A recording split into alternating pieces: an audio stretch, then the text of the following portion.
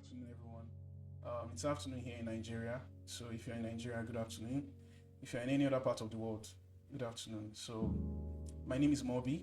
Obviously, you should know my name if you're joining this stream. But yeah, my name is Morby, and welcome to the portfolio review live stream. We've done this before. If you've been, following me for a while, we've done reviews, live streams, and all that. But I was checking it, and it's been like 2 years since we did the last one, and that's quite a long time. So I guess we're overdue for one, right? But today is my birthday. So in the spirit of just making the day special, I thought to just do something to reach out to the community, tap in with a lot of people, and just know how everyone is doing. Thank you so much to all the people that submitted their artworks for review. I hope you get something out of it. Thank you for giving us permission to learn.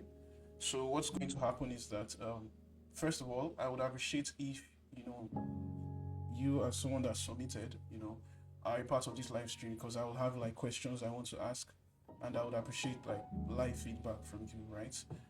So that would be very much helpful. But if that's not the case, if you're not around, watching this live, this is going to be recorded. I'll leave it on my Instagram, and I'll probably upload it to my YouTube, for any other person that wants to, watch it and learn from it. So yeah, without further ado, I will be, kicking this off. So heads up, this is the camera. There's one monitor here, and I'm going to be drawing on this screen. So if I'm not, I'll try to keep my eyes on everything. I think the charts are here, right? So I'll try to keep my eyes on everything.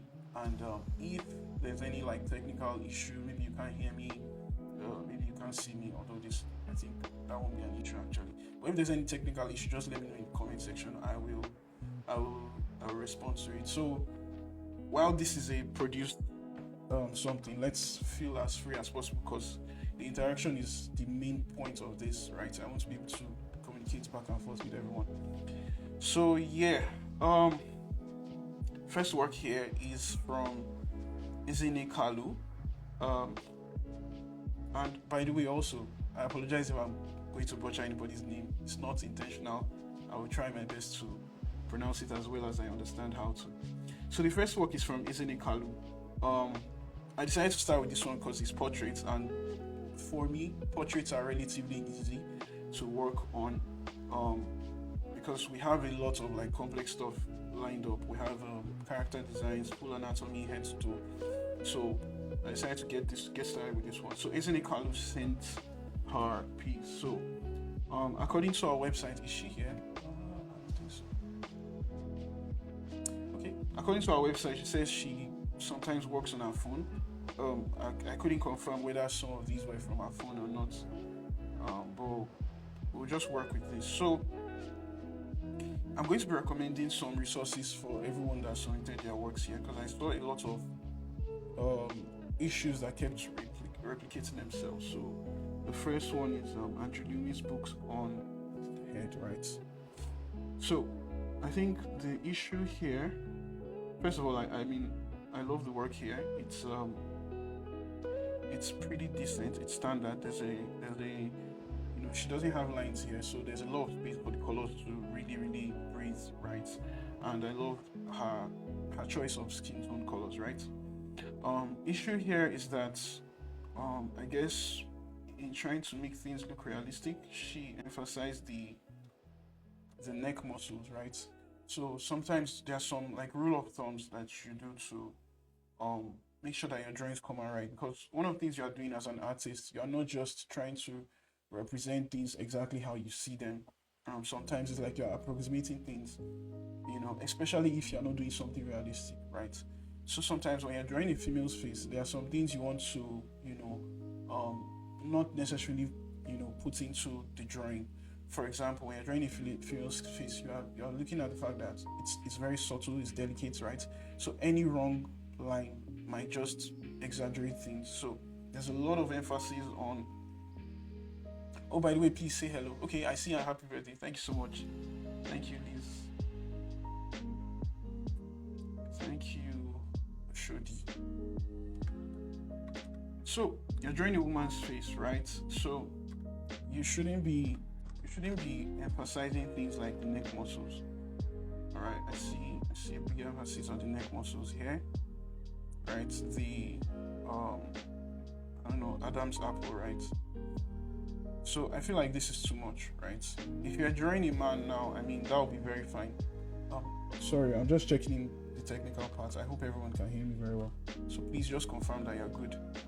You're hearing me very well in the chat.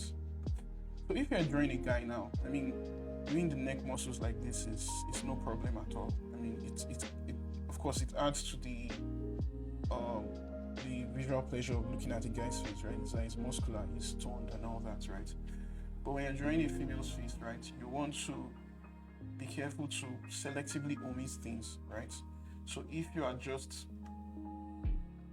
giving us, you know, a smooth curve, right?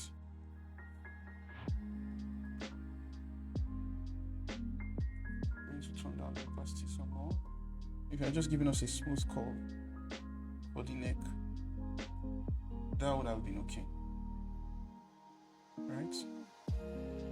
Then also, it helps when, if you are drawing something, you try to draw like the whole thing. So even if you are just drawing the head, I know the focus of this your painting is the head, right?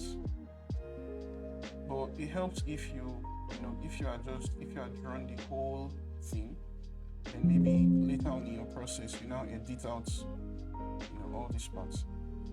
Because what that helps you do is that it helps you scale the body properly, right? Helps you scale the body properly. So her neck, her shoulder should still be continuing up to here. Now, the more obvious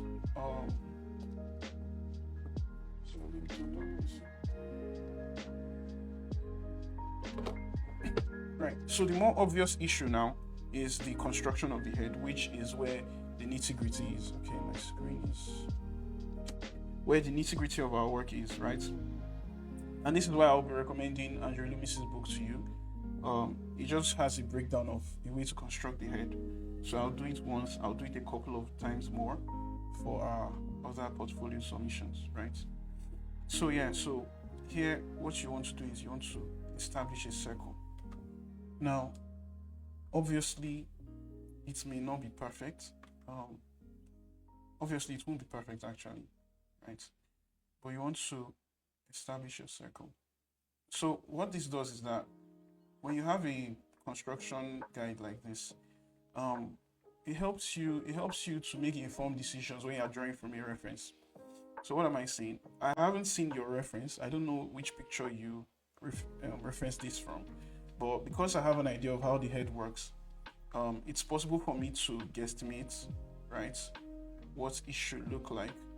The only issue is that what I would draw I won't get the likeness of, you know, the person that you referenced, right? But at least I can guesstimate like how the head should be constructed, and that's the major advantage of you know, learning how to draw by construction, basically. And so you will hear me talk about Loomis a lot, right? There's also another, you know, educator that you hear me talk about. Doesn't mean that the person Loomis is the be all and end all of like learning how to draw heads, right? But it's just a thing where, you know, when you have a textbook that has been used for like generations, right? Most people that know how to draw the heads, they either have a slight variation of maybe what Loomis taught, right? There are only like 3 methods I know out there. So basically, I would just advise that you go to the source, and you know, have that book beside you when you are drawing. It's a PDF. It's easy to find online. So as you can see, it's super rough, but at least I have a construction, a map of what I want to, if I want to take this drawing to the next level. Another thing I would want to suggest is that when you're drawing, especially when you're drawing a head that has hair on top of it, I'll suggest that you draw the whole head first and then fit the hair on top of it. So what am I saying? Learn to draw. I know most times when, you know, beginner artists are drawing women, someone's like, oh, why is it so hard to draw women? I know when they are drawing women, they so this is how a professional will probably do it. He will draw the skull first, right? He will draw the skull first. Most times, what beginners will do is that they will first start with drawing the hair. If their reference has the hair, so they'll start trying to render the hair. Some of them will already get to rendering everything, and then you now try to estimate what the nose will look like. So basically it's like drawing with an outline, and mine still looks all right because I've sort of memorized how the head works basically, so I know how to hack it, right? But for someone that doesn't know how the head works, right, it's just going to be doing outlines, right? And you can't really, maybe it's a thin character and you start giving her a lot of fat here, right? So it's good that you learn how to draw through. All right, draw through. All right, we'll see the same thing on another of your pieces, right? I'm not sure what the reference was here, but it's the same thing. Learning to construct the head, right? I will give you an example of the PDF in a second. So it's the same thing. Okay, you can see that this is the center line, right? So let me construct my circle.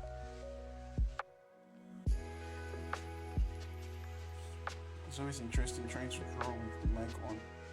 Like when the mic is in front of me, I have to adjust how I draw. So, but no matter.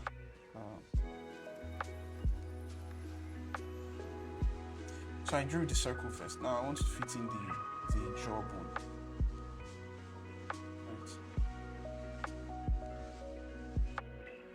Eventually, based on the particular features of my figure, I can, adjust, as need be. But first of all, having a general construction, right? It just helps. It saves you a lot of time, and it makes you able to repeat this, at any time. See.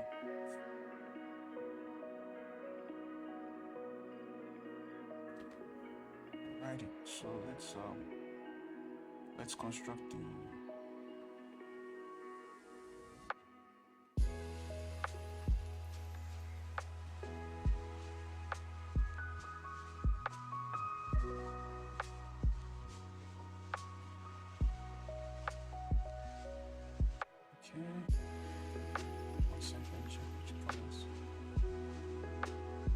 I say a lot of happy birthdays. Thank you so much, guys.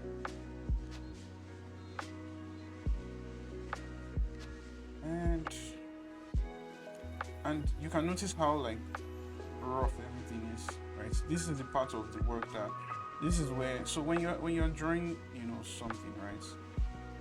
Yeah, eventually you're planning to get to a point where everything will look very clean and polished. But one of the things you want to do is that your way to that clean and polished version is not necessarily going to be clean and polished, right? It's going to be quite rough. It's going to be dirty because you are constructing. When they are constructing a house, right?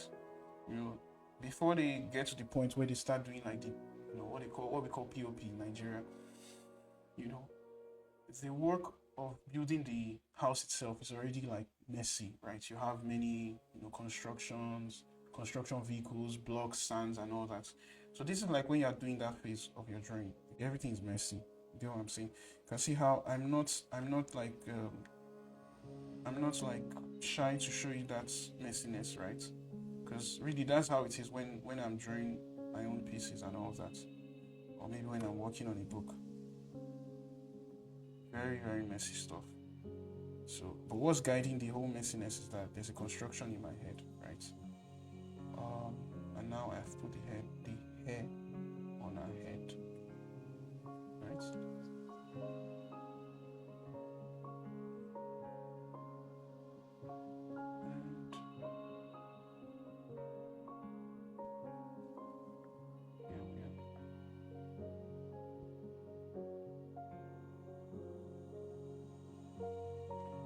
I think this is what I'll do to make this more explicit. Put them side by side.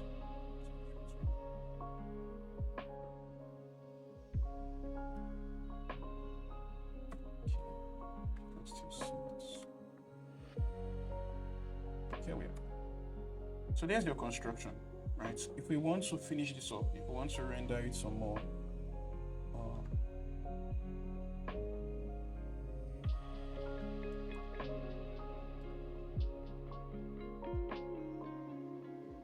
in fact, I'm particular about, like, I'll talk about that very soon. So if we want to render it some more, you can always clean up. In fact, you can lower the layer opacity, create a new layer, and make your brush tinier.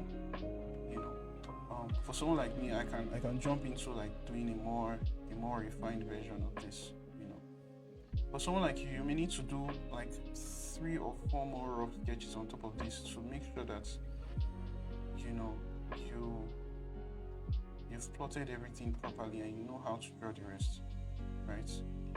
You might need to do things like change the color of your lines here so that you can see through when you want to do the real drawing on top of it.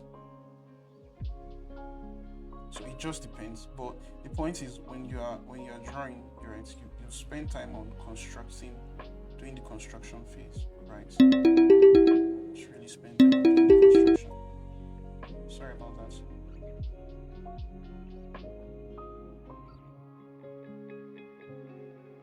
So look at that now. Okay, if I turn off these, guidelines, the face is already forming. And guess what? Remember what I said about being subtle when you're drawing, a female face. It's like it's minimalistic. I'm not. There's so much construction here, but I'm picking the lines that I want to start showing. I want to start pulling. Right. So that's how it really is. When you see an anime face that looks so pretty and clean and minimal, there's already a lot of construction under it. So whoever now refined it was now very, very selective about what he or she showed. We are getting an interruption. It's a birthday, so we have all kinds of calls coming in. So I'm sorry about that. I will turn that off now. Device settings.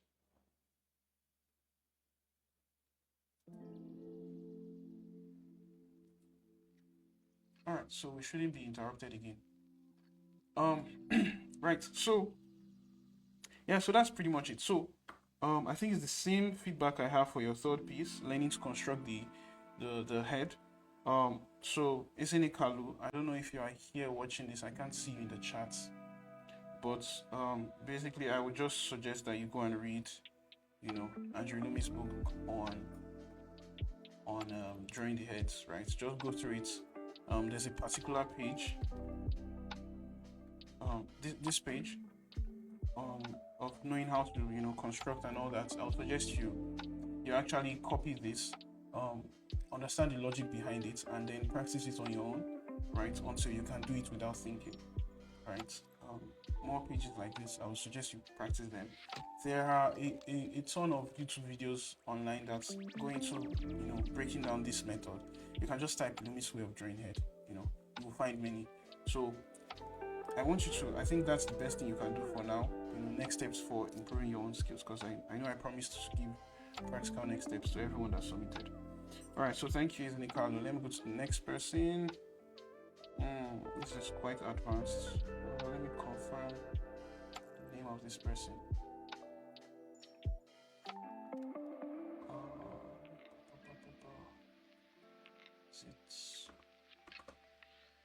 Nope, it's not.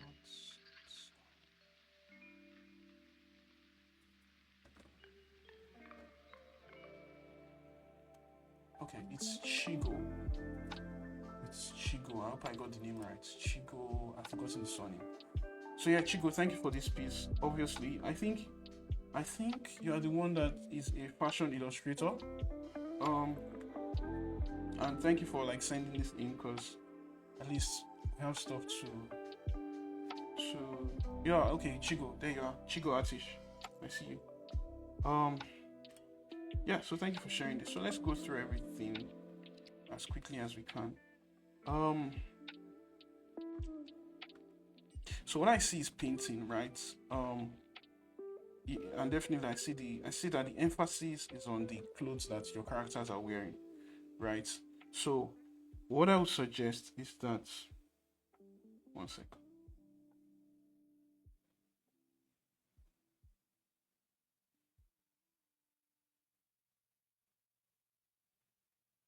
Right. So what I would suggest is that you do some figure drawings, because like I know you are you are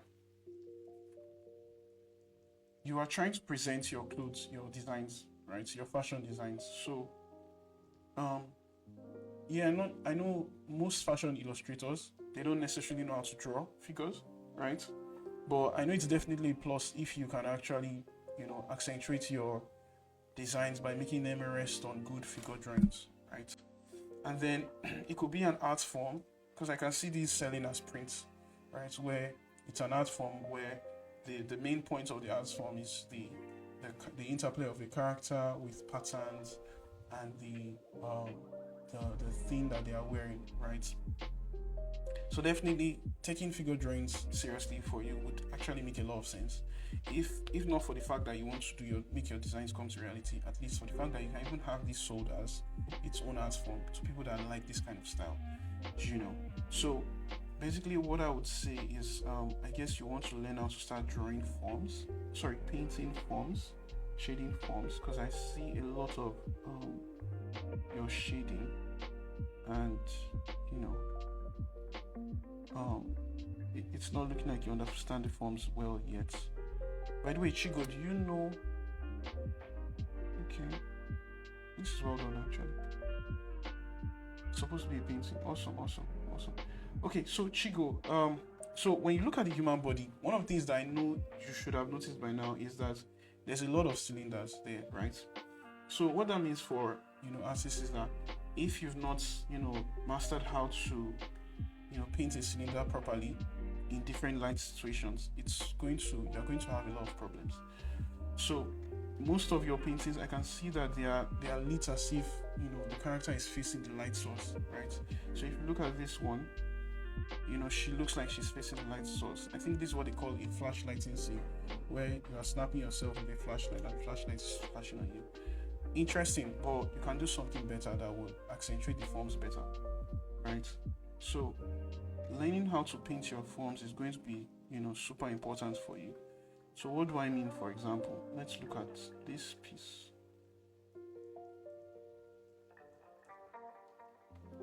Okay.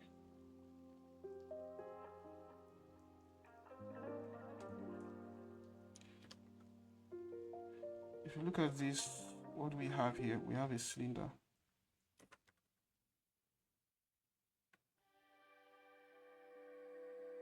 Okay, a cylinder that is pointing, no comments. A cylinder that is, going back in space, like this. Where's the camera? Okay, like this, right? You have another cylinder. This one seems to just be facing us, and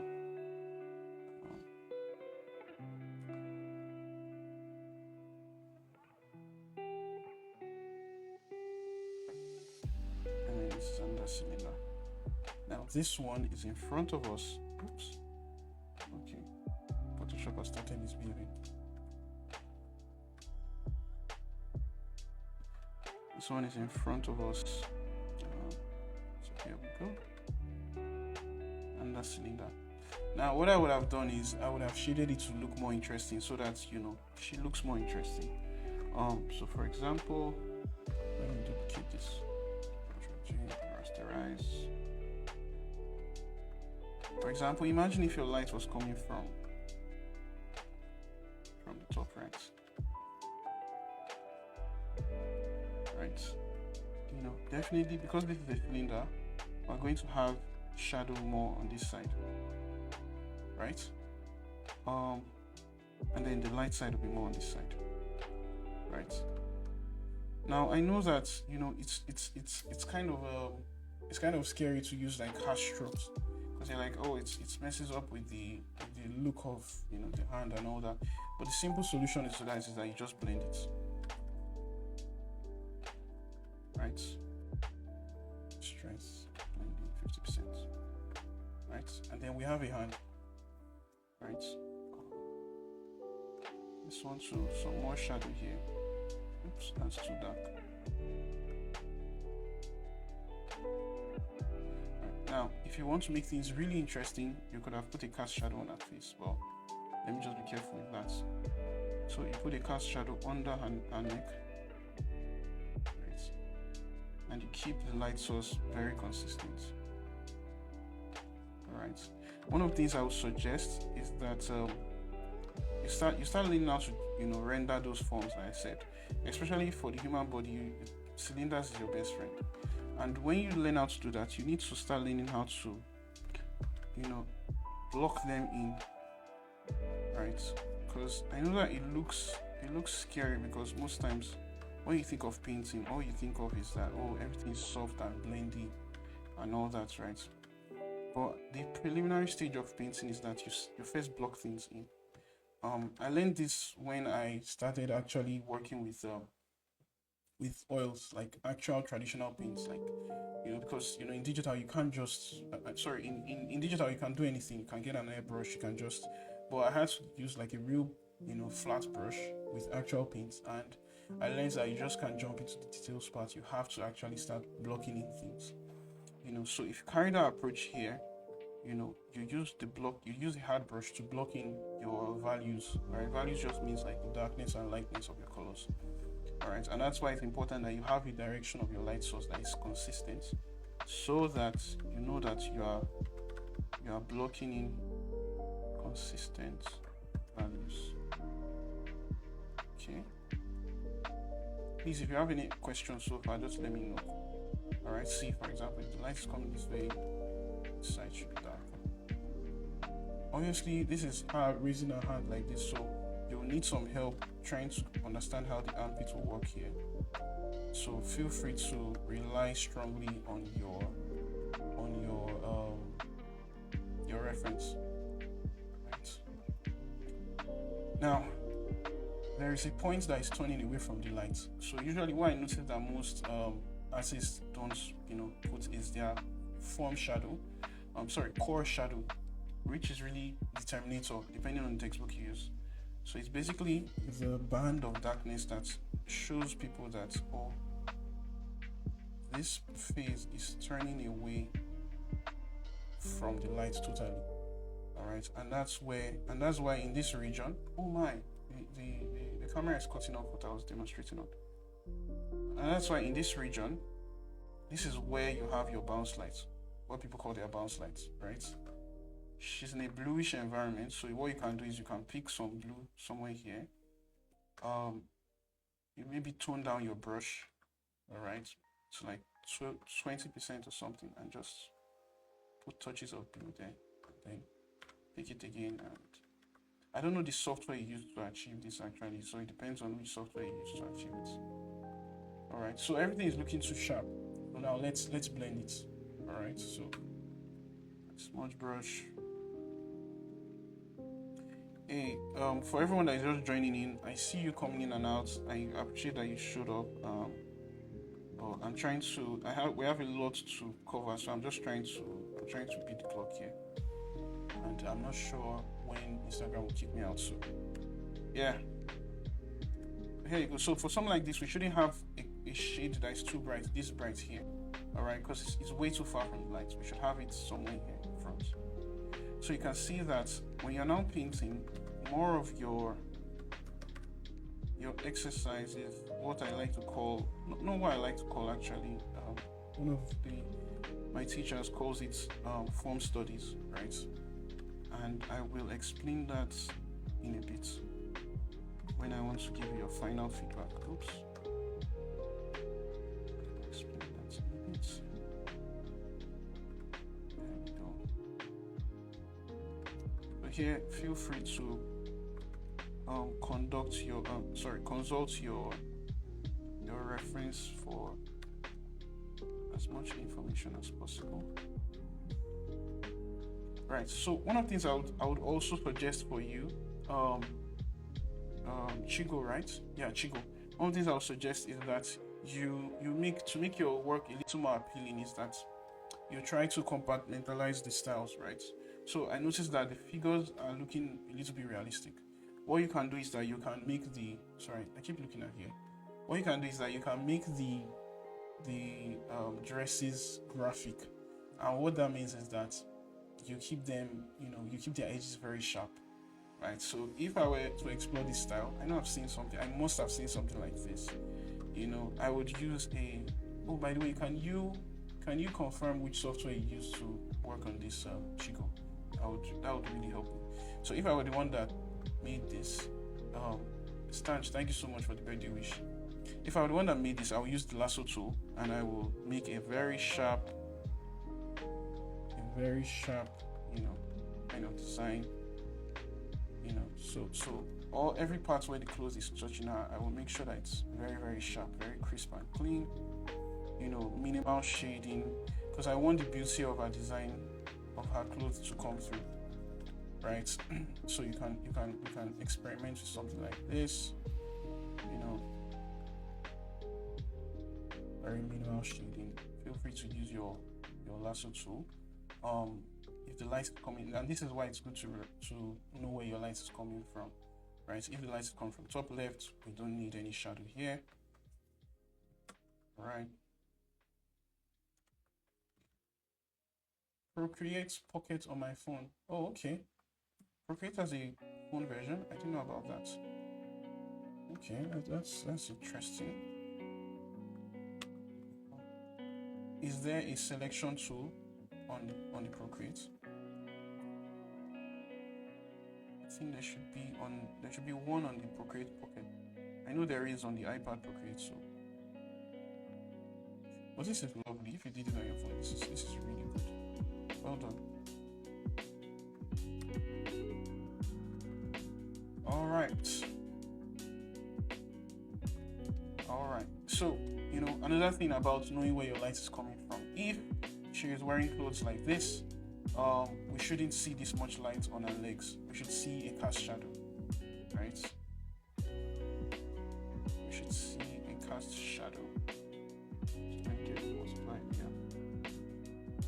In fact, there is zero pressure for you to. There is zero pressure for you to, bring attention to the feet, unless you want to highlight something there. There is absolutely no reason why we even need to see the feet like this, to be honest, right? Because you are also, oh, this is nice. You are also, okay, this is too much. You're also designing an experience for us. So one of the things you should have done was to keep our focus on the point of interest on the illustration, which is here, right? The center of the image. This is where all the action is happening. This is where she's looking, she's doing her hands. Her face is there. The background is there. So there's a lot of interesting things happening there. Let me turn off the shadow here. When you show us so much feet, we're confused. We're like, okay, maybe we should also be looking at the feet, right? Let me get a green, right? And I guess one of the reasons why you did this, it's just a guess actually, was that you probably spent a lot of time on the feet. So in your mind, you're like, everybody must see the feet. Not necessarily so actually. So there's sometimes you just decide, you have to deliberately decide which parts of the piece do I want my viewers to look at, which parts do I want them to not pay too much attention, on. So, for example, if I was the one, I would, and then technically, we should have these the dress thingy casting shadow all the way here. Oh, my screen is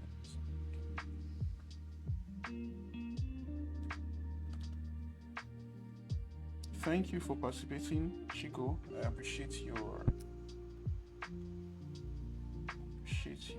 eagerness. Oops, I need to multiply. Okay, can you see? Just that one cast shadow just makes it look, way better. Right? I would have loved to render the center here, but it would be nice if this was like a style where you were mixing realism with, with flat illustration style. Yeah, so I think that's about it actually. But this is really good stuff. This is really good stuff. So I will recommend your exercise. I wish I could go through the rest, but this is like 30 plus minutes into this, and we have a couple, like 8 more pieces to go through. So basically you need to apply the same principle. Obviously, from what I can see in your pieces, you need to do form studies. Let me see if I have to explain that. Okay, so I'll just say that now. So form studies basically are you practicing how to, and I know most people probably have heard me say this before, if you know me, you practicing how to render basic shapes, basic forms in space,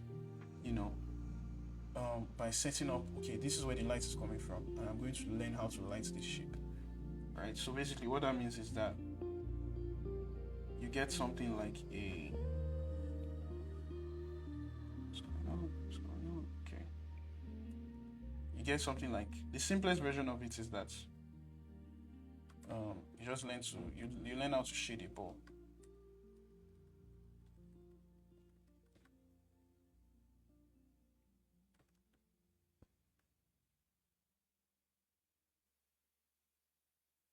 Alright, the simplest version of a form study is that you learn how to, you draw your ball, you decide where the light is coming from, and you now decide to learn how to, shade it very well. The more complex part of form studies, right, is that you start drawing shapes, right? So for example, the body is made up of a lot of inorganic shapes that resemble a cylinder in one way or the other. So you draw a weird shape, right?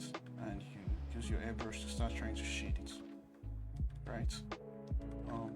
Another version of exercise I can recommend for you is to learn how to draw and paint basic materials, that you find around you, right? You can learn how to draw a phone, all right? That's very hard surface.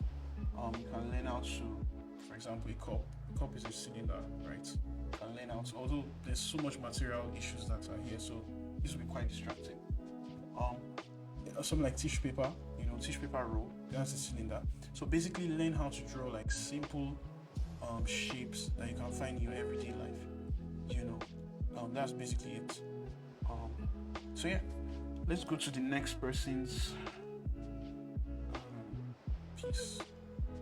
So if you're just joining, thank you so much for joining us.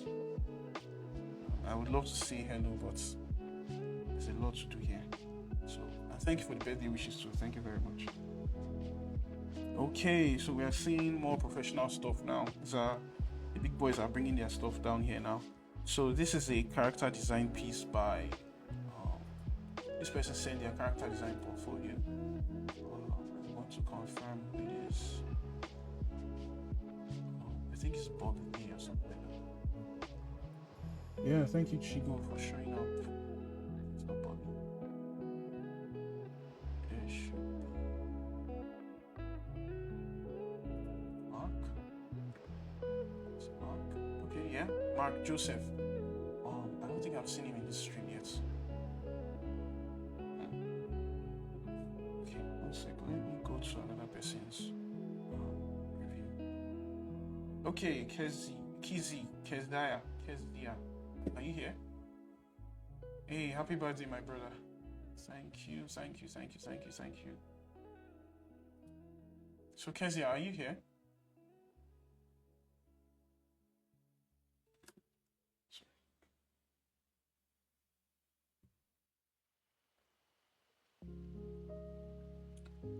Okay.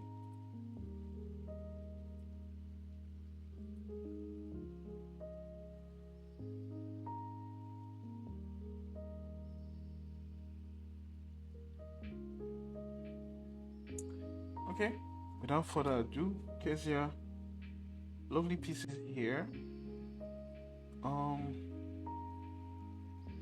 Lovely pieces here. So I think one of the things that I want to emphasize for most of the submissions here is that there's a lot of work to be done in your drawing, to make it more appealing, to make it more, to show that you understand the structure of things better.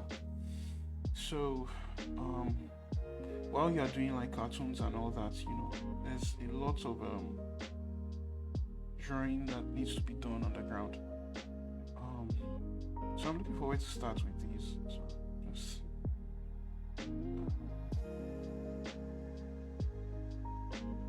okay. Thank you very much, sketching these. Right. So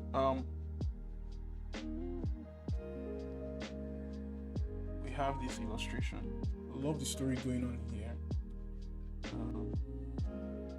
She seems to be disintegrating, and then I don't know whether the boy is holding her or something, but at least there's a hint of something going on here, which is nice, right? So what we have here is a thing where we want to break down your figure into shapes. Hey Kezia, now I see you. Thank you for showing up. Just confirm for me, which device did you use to draw this?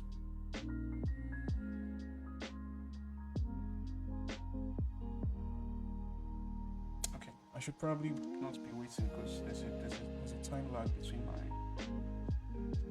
questions and replies.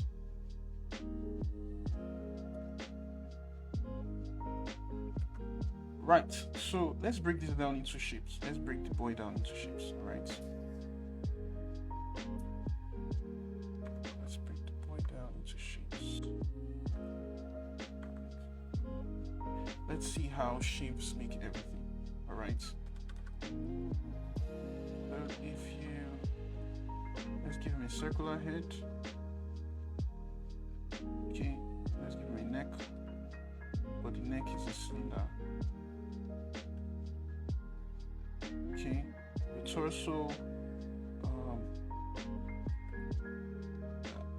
I would call the torso like a bean, alright, a bean shape, something like this, right? So you usually have to edit it depending on the shape of, the person you are drawing. So sometimes some people are top heavy, right? Some people are bottom heavy, right? So there's that, right? Let's give me a pelvis.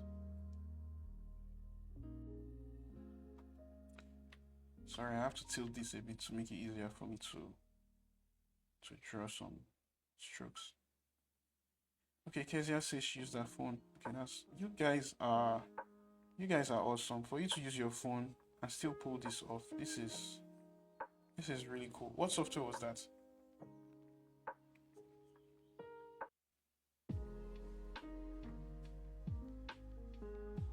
So I've noticed that we have a few people that use their phone. So I would just suggest, of course, I know that you are definitely looking forward to getting a tablet. I would definitely suggest that you get something that is just a screenless tablet for a start. All right. You don't have to be under pressure to like get something that has a screen if you don't have the budget for it. Really, you can actually do a lot with just a screenless tablet and a basic laptop, you know what I'm saying, and just work on your skill. So basically, a screenless tablet is good. I think you can get okay ones for like 50k thereabouts. I'm not sure anything under 50k is actually alright. So, but it's worth saving up for. I will tell you that. Then if you have the budget, you can get something that is like 100k, maybe the Huions, which is actually a decent screenless tablets, in terms of quality. But you don't need to break the bank. You don't need to go past that 100k mark if you can't. But if you can, by all means, break that bank. So I just thought to mention that because I know that there are a lot of people using their phones, which is all right.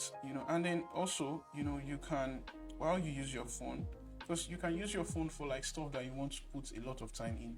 But one of the things I can suggest is that when you are doing like rough sketches that are just purely based on training your hand to actually, understand some things right, I'll suggest you just have a normal sketchbook, paper and pen, cheapest way to get it done. Because, for example, the exercise I recommended to the very first entry, this one where you're like sketching the skull, learning how to draw the skull, a rough construction of the face and all that in different angles. This is the kind of thing you should do in your sketchbook, pen and paper, tons of them, a lot, like 50 pages. Like, I should have a whole sketchbook that you just do this kind of thing on, right? In fact, you can have, okay, I know what I'll recommend to you at the end of this exercise. So look at how we are now trying to construct, the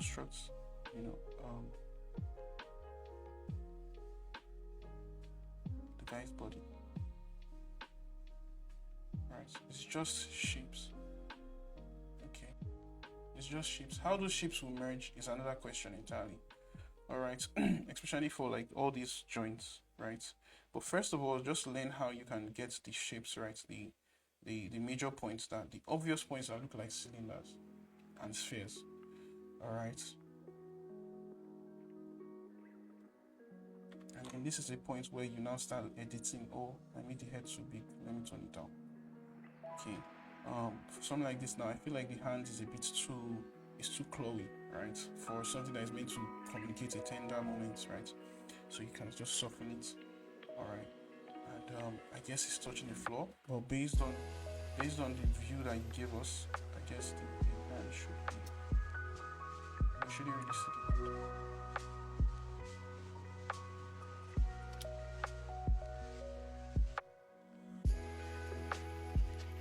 And there we go, right? That's him kneeling down. Look at how many, in fact, even up to now, I'm not confident of these aspects, right? If not because I was on the stream, I would actually pose and kneel down myself just to see that, okay, his feet's going to touch his backside, you know what I'm saying? So look at how much construction we just did before we got to this point, right? Look at how many draw through lines, all this crisscrossing, right? Where we are drawing through, we're not minding the fact that there's a gap here, right? Because for me to get this bean shape right, I must do a straight, single stroke, right? So this is the method of like professional drawing, is you draw through things. All right, you're not drawing around things. You're not trying to walk around things. You're drawing through, because your strokes have to be, one stroke, 1, 2 stroke, long strokes. All right. So, and this is something I think you can do, on your sketchbook, Kezia. Have a sketchbook where you're learning how to just draw through things. Okay. Let's break down another piece. Have another figure piece. I will commend the storytelling in your pieces. I mean, I know you may think that technically they are not like profound, and they are not elegant in a technical sense in terms of like, oh, did I get my proportions right or whatever. But the fact that you can actually still maintain the storytelling elements in your pieces is something that you should, consider a big win actually. Because like most times when people become more professional, they become so good at the technical aspects that their works are technically beautiful, but like there's no storytelling there, so it's dead. So if you have that, the storytelling aspects in your piece, celebrate that, and actually see it as your own win, right? Because that is the thing that will actually drive you, to keep on getting better at your technical skills, right? So this is nice from a storytelling standpoint. Now, let's fix the technical aspects of things. Someone confirm, I think Instagram has a 1 hour limit. So if we get cut off, I'll just start the stream again, because I think we have like 5 more, entries to go through. So what will happen is I will just break them down into like shapes, like what I did for this guy, right? So that you see how I would draw through if I had to do this. So let me do it in the bottom. For the sake of the screen. Oops. Okay, so should we start from the girl? Let's start from the girl. Okay, so she's trapped by this vampire looking guy. Okay, so I think what I'll do is I would throw a head back.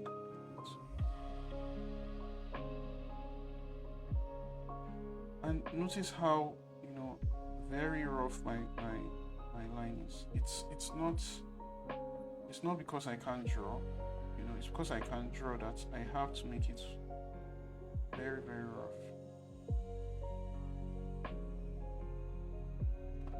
Sorry, I have issues with my positioning of my hand.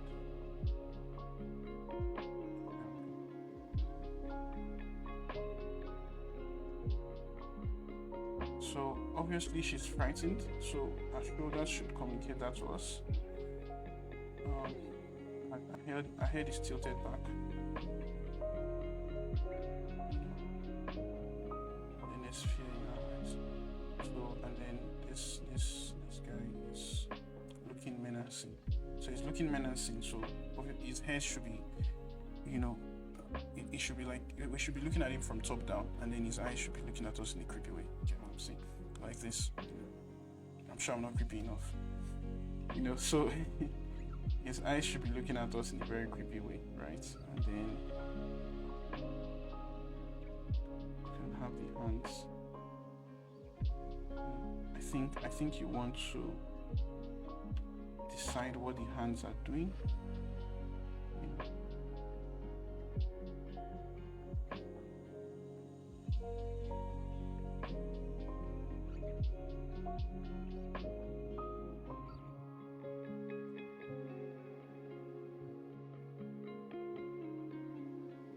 If it helps, you know, I know you use your phone. If it helps, you can use different, you know, colored lines to draw the guy and girl. Again, I mean, my hat's off for you. You attempted doing a piece that has two characters interacting. Most people run away from that. Then it would help if you showed us our own hands too. Alright, because part of the things that, you know, explain the story to us is the hands of the characters. Alright. The face, of course, tells us the expression, right? Obviously. But also the hands are like super important. Like, for example, the fact that when I'm talking, I'm trying to make sure my hand is showing in the frame, right? It's a communication device. Alright. Your hands have to be showing that, oh, you are saying something, right? So basically, also in your illustration, when you are doing characters and all that, pay attention to their faces and their hands to pass across the message that you want. Right, so look at this is meant to be a rough sketch of our hands anyway, you know, and I can you know, extend this. All right, so I don't know if that's clear. I can do another pass on it just to clean it up a bit more. Like I said, this is you know, live and direct. This is how I would tackle it if I were. So now, cylinder. Alright, cylinder going back into space. Alright, cylinder coming in front of us. Alright.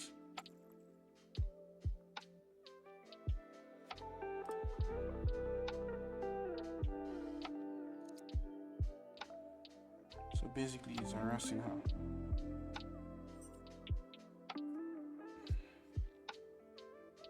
Oh, I didn't check the chats. Okay, they haven't said anything yet. Alright. And then his head is going back in to make him look more menacing. Right, hers is thrown upward. You can have her looking at him, her eyebrow looking at him. Okay.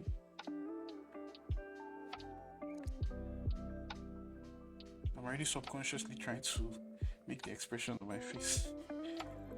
So just be careful not to. it happens actually. It's part of the work. So.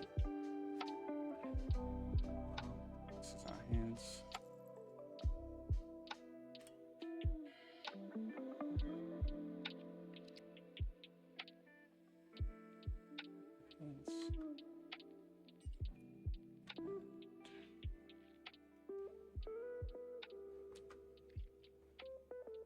Maybe she's holding her purse. Can you see this? Okay. Maybe she's holding her purse. Maybe he's trying to, steal from her. So many storytelling elements you can use. You can turn this into. Just keep your mind open. And this is why I know in one of the promotional videos I put it out there that this is why you practice your fundamentals. If all I'm thinking of is the fact that, I'm feeling anxious because I've not gotten the cylinder right, all these extra ideas that were just popping into my mind now of, can we give her a purse? Can we make her look at him? All those storytelling elements, they won't come to mind if I'm just thinking of, cylinders. I'm stuck with how to draw cylinders. Give me a hoodie. I know now I'm tampering with the story that you were tracing. So thank you for clarifying. You said that the art is actually series Yandere X Yandere. Okay, so I'm sorry for tampering with the story, but this is just me, just like adding some more flair based on what I had in mind about your piece. Right. So that's pretty much it. Hope you understood what I've tried to pass across.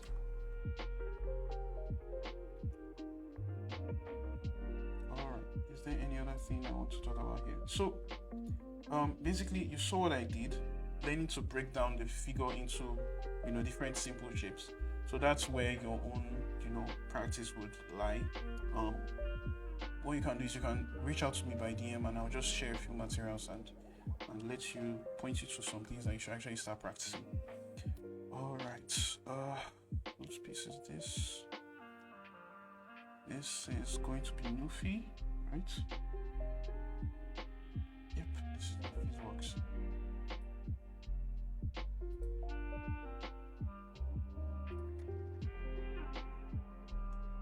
Thank you very much, Kezia. Nufi, alright, so there's a lot to talk about here. 1 second.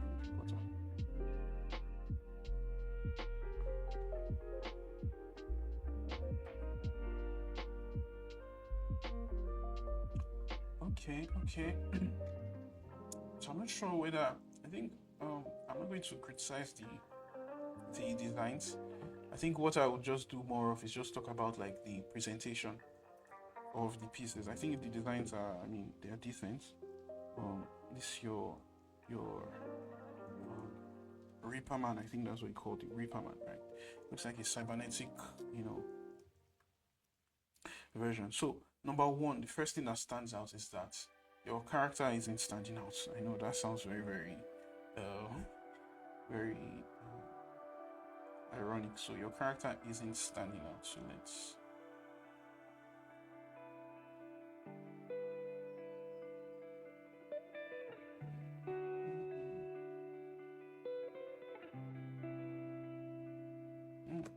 that's on Photoshop. Okay, let's select your character.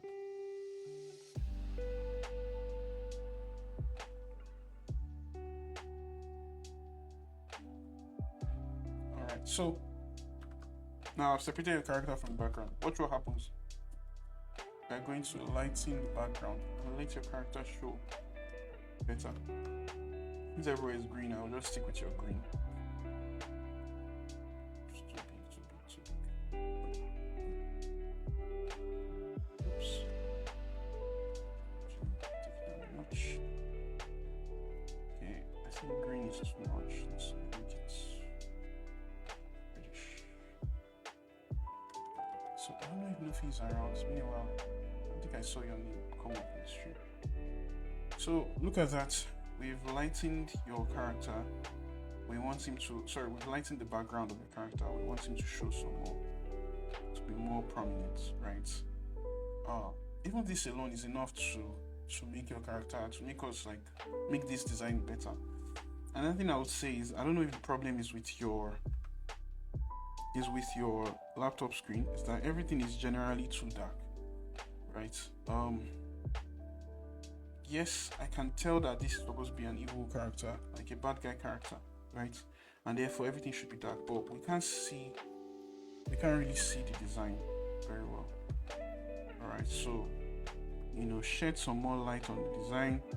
Let's see the character. I mean, because the point of doing this is that you want to do it so that, number one, either your animators are going to animate it, or the 3D designers are going to build or sculpt this character. So you should let them see what they're going to work with. Right. So I just added in the light layer on top of this. At least the face and the chest. Right. Okay, Luffy is in here.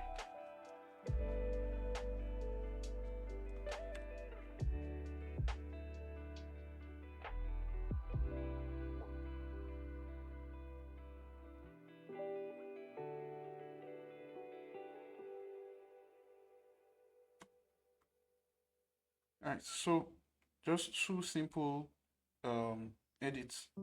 Let's look at your before. This is before. Alright. This is after. Before, after. The silhouette of your character is coming out now that we light the background.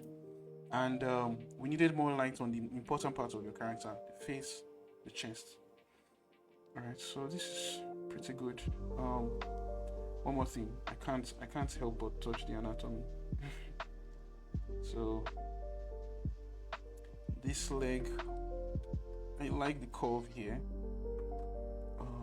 but it's looking quite weird. So what you could have done is, and this is another example of drawing through. Alright, so I'm going to draw the pelvis. Right, this one checks out. This one,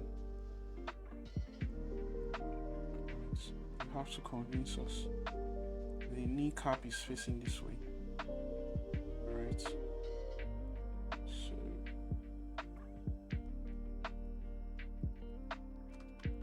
the kneecap is facing this way. If you still want to twist it, that's fine.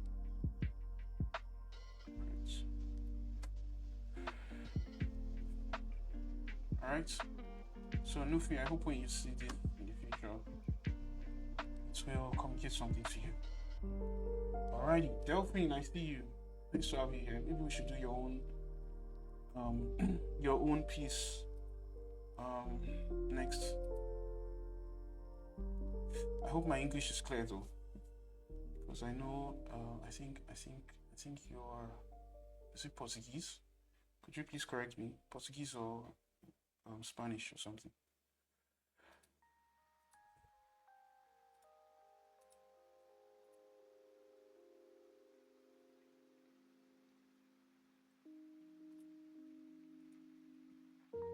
All right, so let's look at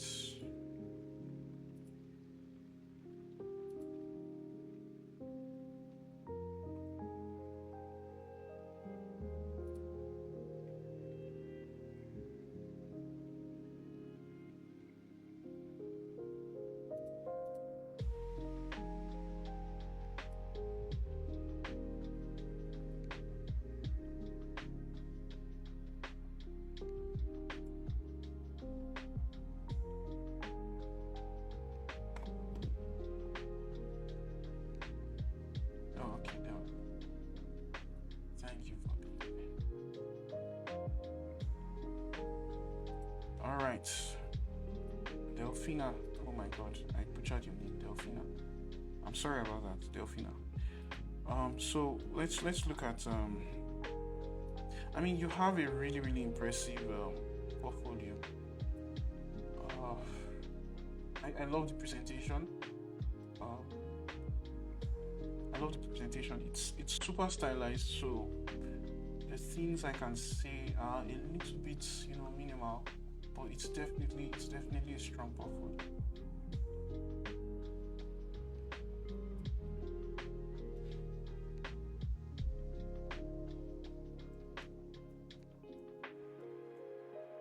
Yeah, definitely a strong portfolio. I think the issue is just going to be like your presentation of your works. I think some more context would be good. I think it's a thing where the portfolio has so many things going on, right? I don't know. I think let me. Oh my gosh. Okay, back. We're back. There's a thing where the portfolio has so many things going on, right? There is branding, right? I mean, so many things going on for different industries with different needs, right? So of course I know there's a language barrier here. I might not be able to read a lot of things here, but visually, there's just quite a lot going on. So I think what you want to do is, have a special, especially for the ones that do illustration, because I still saw a branding, logo design aspect of your what's called portfolio. But for the illustration ones, I think it's best to have like one new PDF for that, and then have two sections there: the character driven illustrations and the environment ones, right? Because I see you have strength in like environment design too, right? And then also just populate that with all your important environment works, and then let that PDF show the fact that you have certain strengths in some areas, right?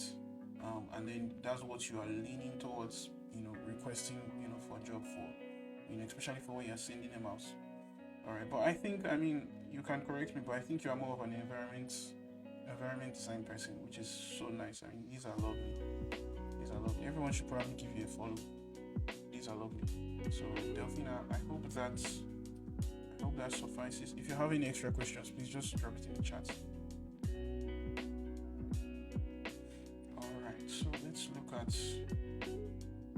this is so lovely. Awesome. So let's look at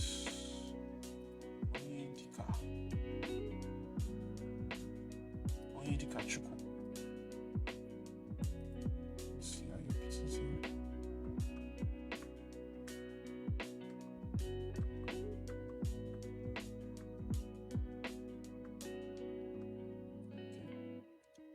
Onyedika Chukwu, are you with us?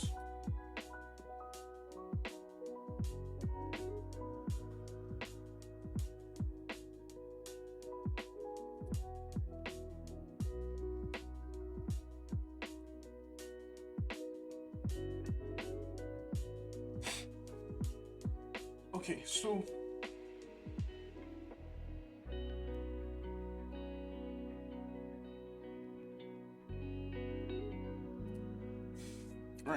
right off the bat, we have issues with drawing the figure.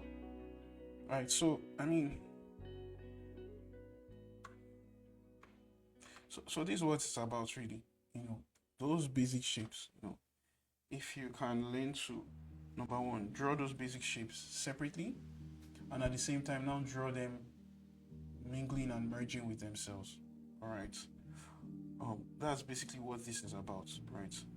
So, and basically to do those kind of things, you're going to need a sketchbook that is just dedicated to that, and just use that sketchbook to draw out different, figures, from life, from Pinterest, whatever.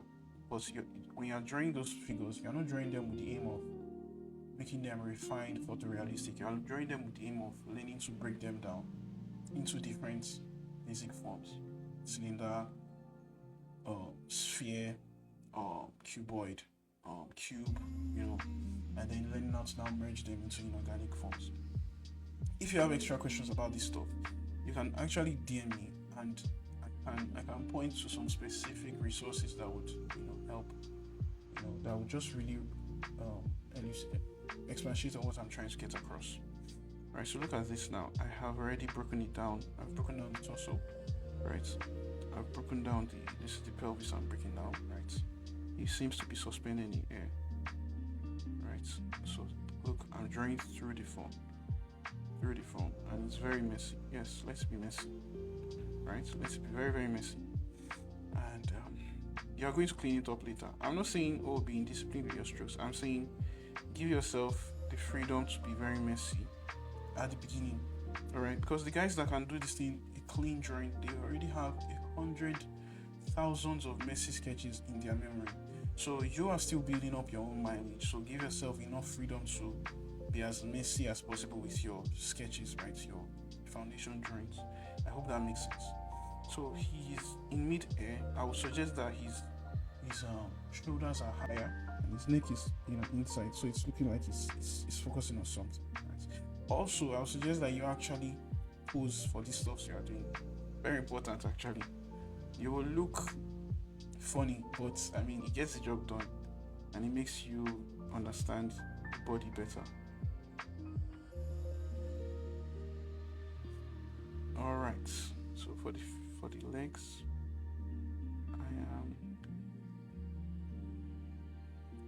I am accentuating the fact that it's a cylinder, because this is what will help me to push it in space. All right, you saw the way I laid my strokes down.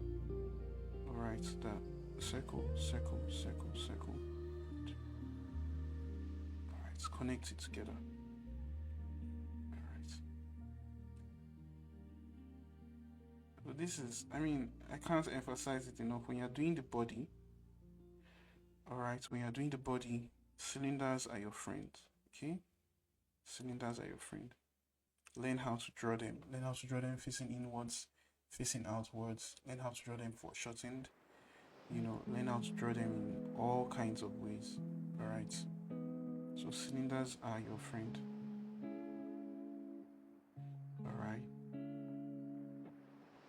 Now I'm ready to make this a little bit neater. So let's do that together.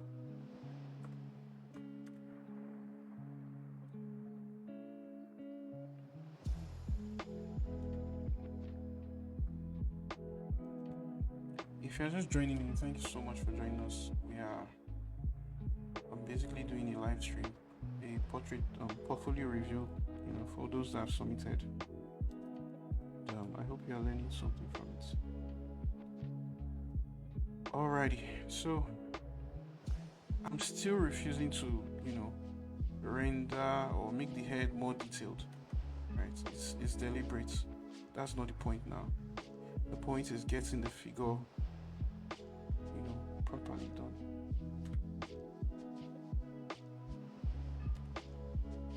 Okay.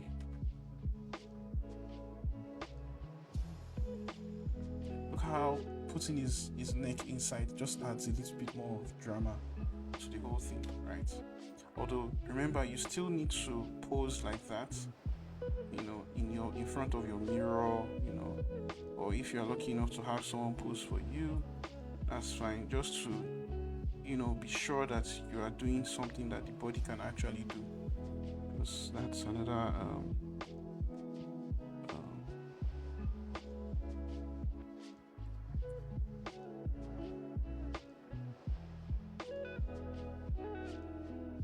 alrighty. So when you start knowing that, okay, this is the limit and extent of, let's say, the arm, right? You won't be doing like drawing impossible poses for the arm. So it's always good to pose yourself. I think you've seen me share a couple pictures of myself, fooling around, right, with different poses, right? But it looks like fooling around actually, but it's actually part of the work. It helps you to get more accurate proportions. So feel free to be your own poser. Right, so that's it. Next one.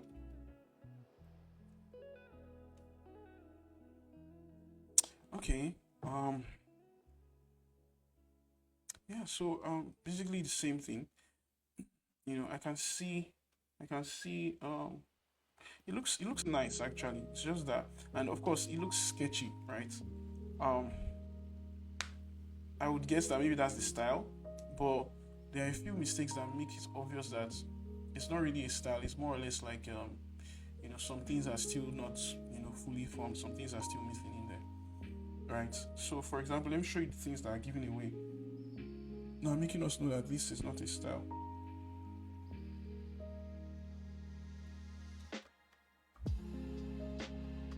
Okay. So when you're drawing the body, you want to pay attention to the parts that are intersecting.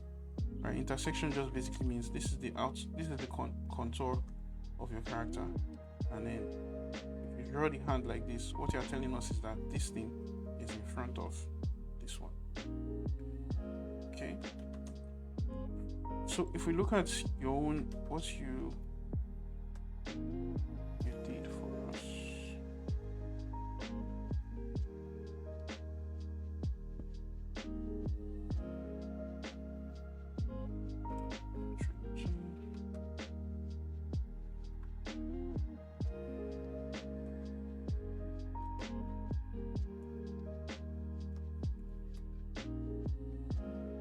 Okay. If you look at your own drawing here, you made this intersect, right? You made this line intersect, which shouldn't be because the arm is facing another way entirely. So this is what we should have. No intersection whatsoever. Let it just be. Alright. Let me draw through the character and show you how the muscles will work there.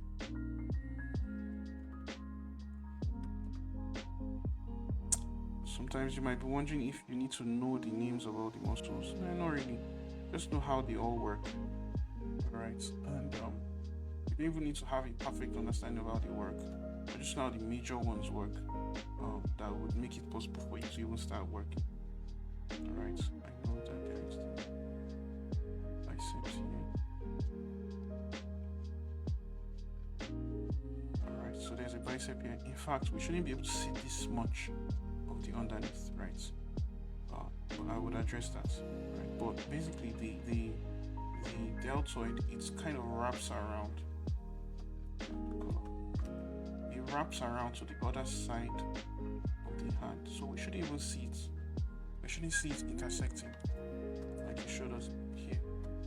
We shouldn't see it intersecting. It's on the other side of the arm. So that's it.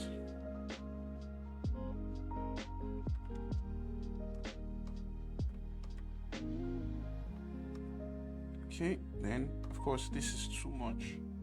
Either you bring the chest out some more, or you take the hand back inside. This is just way too much. Okay, bring the chest out some more. I feel like the hand should actually go back in.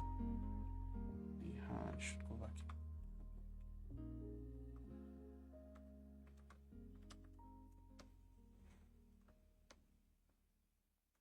in. All right, and then if this is here,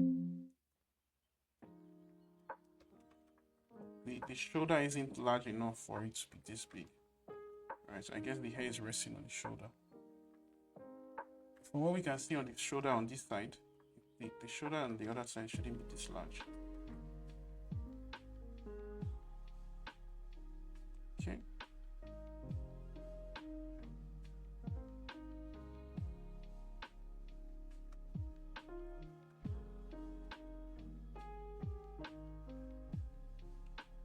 If you're just joining in, welcome. Thank you for stopping by.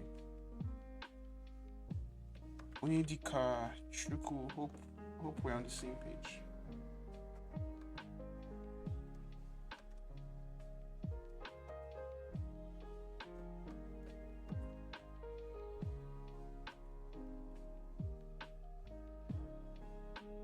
Okay, what else?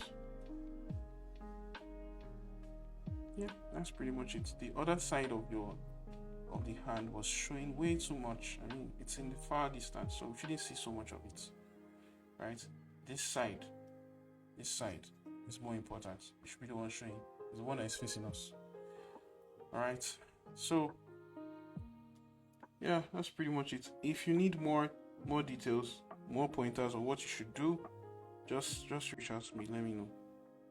All right, definitely you need to get to your Loomis book and start learning constructions. Start practicing those constructions, okay?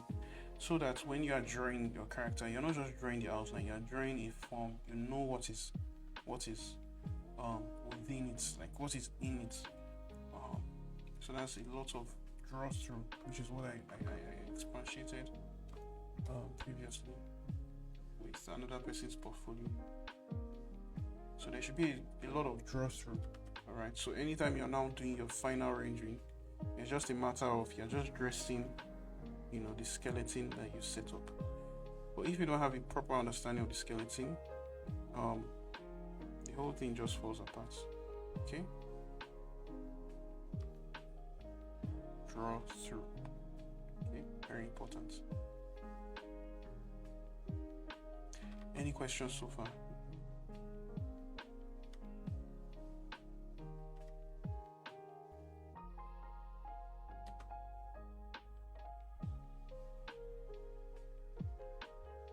Draw through.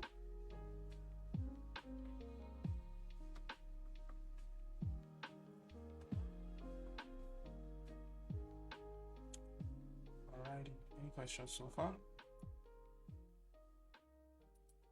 Let's see who else we've not touched.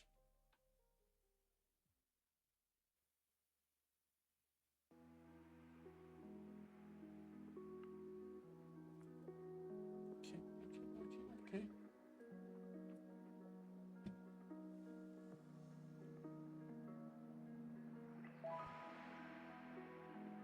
Alright, so let me take a break to just take some water, stretch my legs. So, say hi if you're still around. Okay, Olayinka's portfolio is what we'll go through next. Olayinka has some very nice paintings. I don't know if the person is here. I'm not sure whether it's a lady or a guy.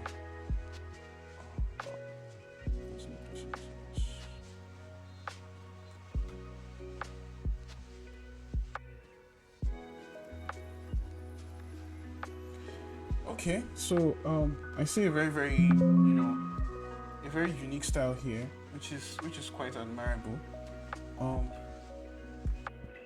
One thing I would just like to point out is that you probably want to define where your light source is coming from. From what we can see here, it kind of looks like your light is coming from here, right? Okay, thank you for letting me know you're still here. So it kind of looks like your light is coming from here, right? But we can see, I mean, this place has so much light here, right? We can see light here, right? So you want to be consistent with your light source. All right, if it's coming from, that place that I showed you, then stick to it, okay? Just stick to it. Let me show my screen. Stick to it. Let your shadows just stay here. Oops. Let your shadow be there and own your shadow with all your chests. Okay. I know that there's a specific style you're using here. I don't want to spoil that for you. So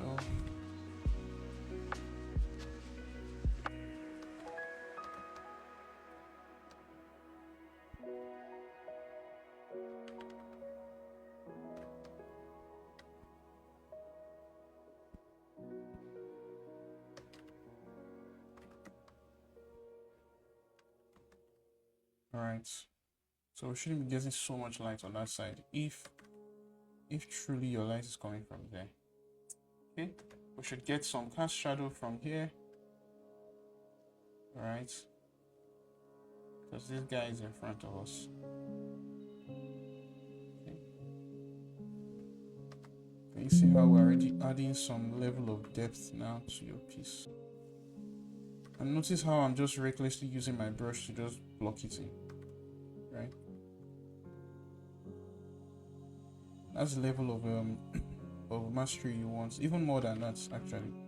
That you can just, even if there's a mistake, you know how to just correct that mistake, you know, with just broad brushes, and not feel too precious about your pieces. Because when you are working, there will be a lot of, you know, corrections you have to make from the people that you are working with, right? So you want to start learning how to be very adjustable in your work process, right? They call it modality. Make sure your work process is modal. All right. And if you can confirm, whose work is this? Olayinka, okay. I don't think the person is here. You can confirm what software you used to work on this. I will now know whether I need to mention a few more you know, tips.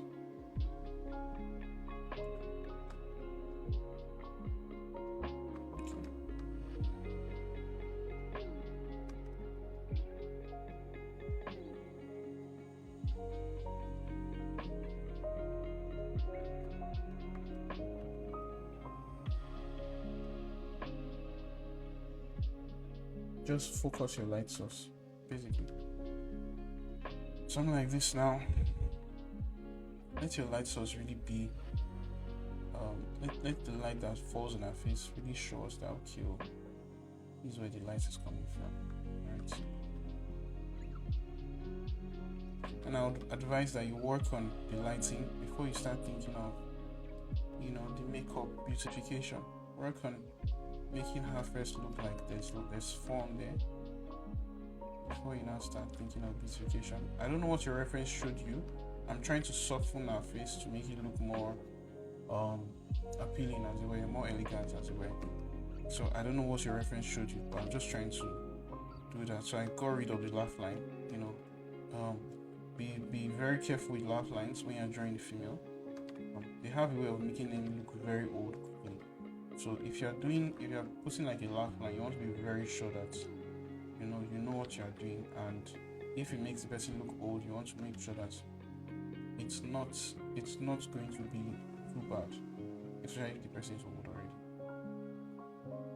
Again, with simple things like the beats, you're not following your light source direction that you set up for us. Okay, so if these ones are in shadow, let them be darker. All right, if these ones are in shadow, let them be darker, and if this one is in light, let it be in light. Okay, and you see, it's just getting some, you know, things right, you know, everything, a couple of, you know, small things, just getting all of them right at the same time, you know, simultaneously. And that's what makes a big painting look very interesting. You know.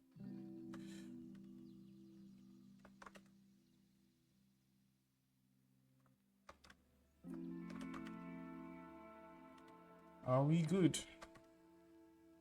Welcome to everyone that is just joining in. I appreciate you for showing up. I'm doing a portfolio review for people that have submitted their artworks with their full permission, and editing, correcting, and giving my opinions on what, you know, I believe they can do to make their works better. So yeah, and if you submitted, I mean, thank you so much for being a part of this.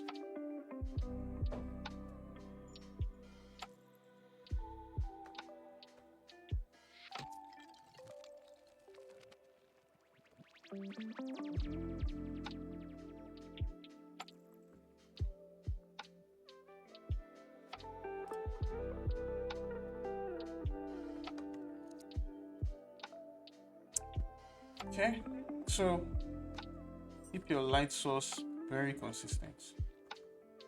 That's the point here. Keep your light source consistent. So let's look at your before, after. Can you see that we've not even started cleaning it up, and it already looks like there's a direction. All right, before, after. right? Imagine what will happen if we start cleaning it off and we start, you know, what I would do is I know there's a style you are going for here. I mean, I can see the whole, the whole line something and all that. But the problem with those things is that if your fundamentals, if you don't really understand what you're doing in the first place, the basic shapes, something that you meant to look like a style will just come off as, a rookie mistake and, blind luck. All right. So, it's best to spend a lot of time learning the fundamental aspects of things. All right. So for something like this painting now, I would suggest you spend more time learning how to, paint simple shapes.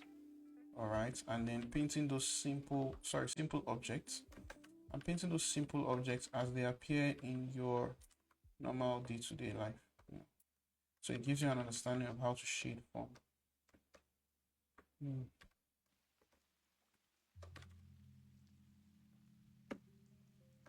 All right, please, thank you so much. All right, so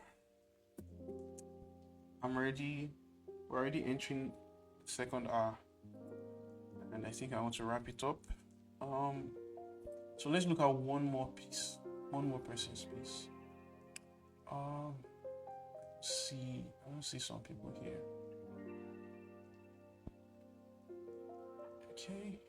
Okay, yeah. Oh, okay.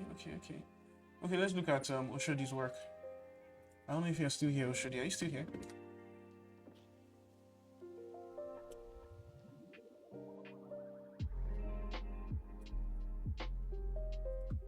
I think your work will just give us like something different to talk about. Because I've been talking about painting for like the past 2 works. Okay, so this is why, like, no matter what you are doing, you need to make sure that your drawing skills are rock solid. Like, even if you are doing something that is as simple as I won't call it simple per se. I will call it like I guess I'll call it simple actually. But the style, it looks simple, right? But it's not simple in a derogatory sense. It's simple in the fact that it's simplified. You're not painting too much.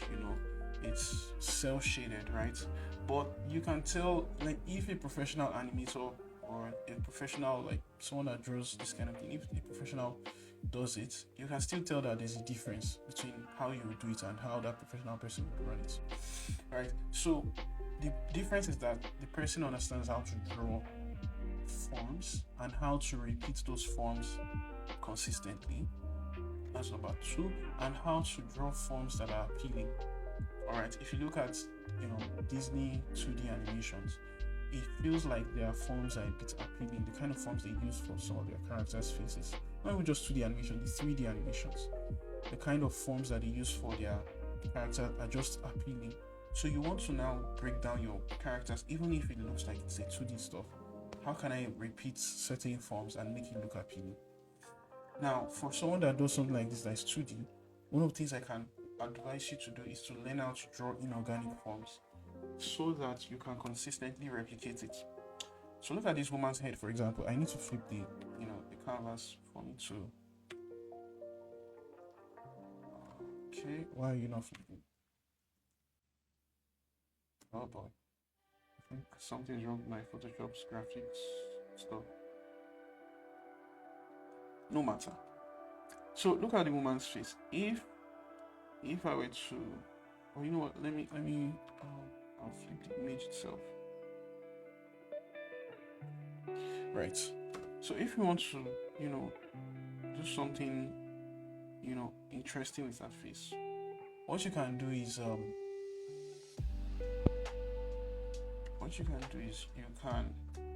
you can break down her face into 2 shapes, 2 types of circles. I use this technique a lot when I'm doing something that is like kids oriented. Like, this is one egg lying down, this is another egg. Maybe I can make this egg bigger. And what this does is that this one represents the cranium, skull. This other part represents the jawbone. right? And what we'll do now is we will now connect them, all right, with a contour, and then find a way to draw their center line such that we can now divide this face into two. All right, I even do the I think this will be called the z-axis or something, the y-axis. No, another. It's actually the same. I don't know, but you know, we can actually do this, and then now we have a form. All right, so if we erase all this, right, this is just one beautiful way to do 2D works that just look good. So if we erase all this, right, so we have a kind of a beam, all right, and this will be the edge of our face. So you can now place whatever features you want on this, right? You can place the eyes. What this does is that it helps you have a consistent way to redraw the character. All right, it helps you have a very consistent way of redrawing the character and making it look, you know, pleasant. All right, I would very much suggest you watch some popular 3D animations or 2D animations and look out for their forms. All right, where do they make the forms interesting? How do they blend it and soften some curves? Right, those are the tiny details that makes those, you know, those their animations more international. You get what I'm saying? And then it's repetitive. You know, it can be repeated very well. Right. So if this is a mouth, how can I make it more interesting? How about I just make it a curve like this, and then I add the big lips. Oops, sorry. This is touching lips. I add the big lips. So instead of just having just one straight line like this, you know, I've already made it look somewhat interesting. All right, I can shade this. The nose. All right, I know in animation you don't go super detailed because it's going to still be animated. You know. Okay, she's looking downwards. So let's do that. You can decide, I don't know, this is a style thing. If you give her the whole black distance, that's fine. But to add to just the appeal of it, it's best if you just have the pupil again separately, so that it's easier for us to know where she's focusing on. But when you blacken the whole thing, it works. It's just that this is just an example, a suggestion to still up it a notch. Right. Now look at this. I hardly work in animation, right? But because I'm drawing with the mindset of like someone that has principle knowledge, working from principles, it still fits into that world, right? So I'm not doing, like, I don't do comics with like, oh, you know, it's only comics that I can draw, because maybe I've tried to, like, you know, hack it, you know, because every medium has their design language, you know. So, you know, sometimes if you've already learned how the language of comics works, you can always hack it. You don't really need to know how to draw. But it takes someone that really knows how to draw to be able to now cross from comics to animations to, you know, fantasy paintings, all those, you know, super realistic stuff. You know, yes, those will take time to like master each specific field. But if you are learning things, if you work from a fundamental level, your transition isn't going to be too hard, compared to someone that is just stuck in that box. I wish Oshodi was here. I know he came around earlier in the stream, but you'll definitely see this in the recording.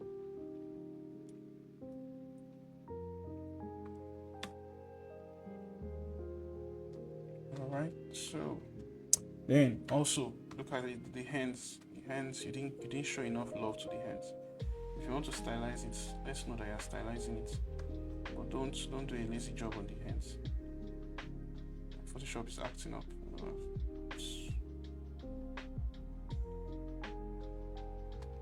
do a lazy job on the hands. Okay, now let me try something.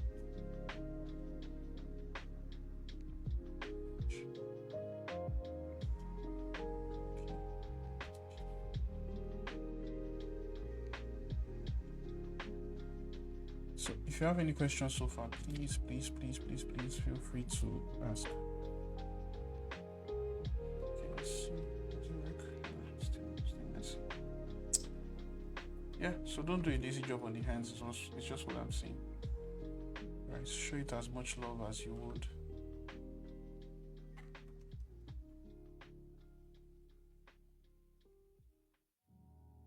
Yeah, so I think I want to wrap it up here, guys. Once again, thank you so much for everyone that just showed up. This one really drained me. It's been quite a while actually. So, but really, thank you so much for everyone that's submitted their works. So I will have this saved in my Instagram. I'll look at uploading to my YouTube. I think the watching experience is much better on YouTube actually. But yeah, so we can, for all of you that submitted your works, if you have extra questions, please just let me know.